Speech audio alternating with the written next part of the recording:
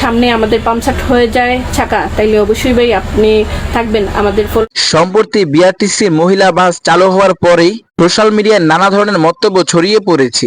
বিশেষ করে বাস মাঝ রাস্তায় পাংচার বা বিকল হলে নারী চালক কি করবেন তা নিয়ে নেটিজেনদের মধ্যে বেশ কৌতূহল দেখা গেছে। এই বিষয়ে একজন নারী চালক কড়া জবাব দিয়েছে। তো আরেক ভাই দেখলাম কমেন্ট করে বলতেছে যে গাড়িতে যদি চাকা পাম্পসাট হয় তাহলে কি করা যাবে। হ্যাঁ, এই প্রশ্নের উত্তর অত্যন্ত যৌক্তিকভাবে তুলে ধরেছে এই চালক। চলুন শোনা যাক তিনি কি বলছেন। না বললেই নয়, আমাদের কারিগরি সাপোর্টার আছেন, কারিগরি টেকনিশিয়ানরা আছেন।